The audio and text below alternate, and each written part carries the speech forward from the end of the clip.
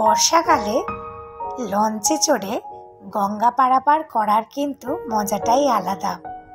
খুব একটা সুযোগ হয় না আমার গঙ্গা পারাপার করবার, কিন্তু হঠাৎ করে এর মধ্যেই একটা সুযোগ হয়ে পড়েছিল নৈহাটি ফেরিঘাট থেকে চুঁচুড়া ফেরিঘাটে যাওয়ার।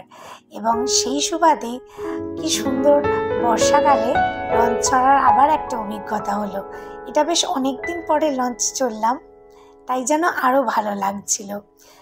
টিকিট কেটে সুন্দরভাবে নির্ঝঞ্ঝাটভাবে উঠে পড়লাম লঞ্চে।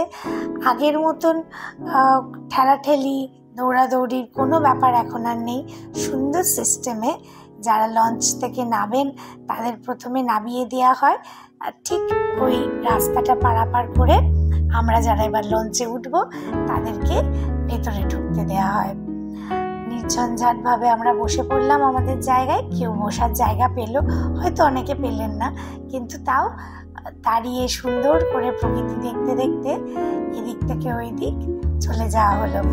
আর এই বর্ষাকালে মা গঙ্গার রূপ যেন আরো সুন্দর হয়ে যায়। ভরাভর্তি গঙ্গা দেখতে দেখতে আর এই জার্নিটা উপভোগ করতে করতে গঙ্গা বক্ষে বিহার হয়ে গেল।